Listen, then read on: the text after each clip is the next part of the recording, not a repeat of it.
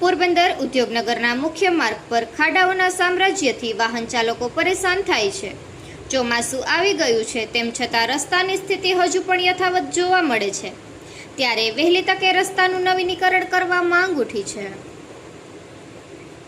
પોરબંદરના અર્થતંત્રમાં મહત્વનો ફાળો આપતા ઉદ્યોગનગર વિસ્તારના રસ્તાઓ અત્યંત બિસ્માર હાલતમાં ફેરવાઈ ગયા છે. લાખો રૂપિયાનો ટેક્સ ભરતા ઉદ્યોગકારો અને અહીં કામ કરતા શ્રમિકો ઉપરાંત આ વિસ્તારની તમામ સોસાયટીના લોકો દરરોજ ખડ્ડારાજમાંથી પસાર થવાની ફરજ પડી રહી છે. તેમ છતાં તંત્ર દ્વારા આ વિસ્તારની સતત ઉપેક્ષા કરવામાં આવી રહી છે. ઉદ્યોગનગરના મુખ્ય માર્ગ પરનું ડામરનું નામો નિશાન મટી ગયું હોય તેવું લાગે છે. અહીંથી પસાર થતા ટ્રકો અને ભારે વાહનો વારંવાર ખાડામાં ફસાઈ જાય છે અથવા તો પલટી ખાઈ જવાની પણ ભીતિ રહે છે. રોડ તૂટી જવાથી ઉડતી ધૂળને કારણે શ્રમિકો અને વાહન ચાલકોના આરોગ્ય પર પણ માઠી અસર પડી રહી છે.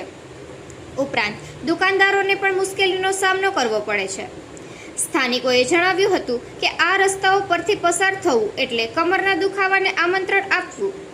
રોડ પર વાહનો ચલાવી ન શકાય તેવા મોટા અને ઊંડા ખાડાઓ પડી ગયા છે. રાત્રિના સમયે પૂરતી લાઇટના અભાવે આ ખાડાઓ જીવલેણ સાબિત થાય છે. ટુ વ્હીલ ચાલકો વારંવાર અહીં સ્લીપ ખાઈ જવાની ઘટનાઓ બને છે. ચોમાસામાં તો આ વિસ્તારની હાલત નરક જેવી થઈ જાય છે, છતાં પણ સમારકામ કરવામાં આવતું નથી.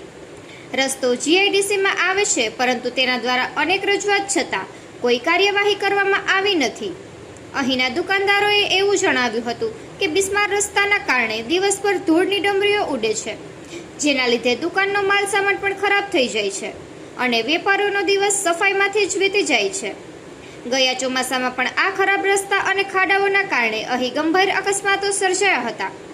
આ જ રસ્તા પરથી પસાર થતા શાળાના બાળકોના વાહનો માટે પણ અકસ્માતનો સતત ભય રહેલો છે. હવે તો ચોમાસું પણ આવી ગયું છે, તેમ છતાં આ મુખ્ય માર્ગ હોવા છતાં તેની સ્થિતિ યથાવત જોવા મળે છે. ત્યારે હવે વધુ વરસાદ બાદ આ માર્ગની સ્થિતિ વધુ કફોડી થશે. આથી વહેલી તકે તેનું નવીનીકરણ કરવામાં આવે તેવી સ્થાનિકોએ ઉગ્ર માંગ કરી છે.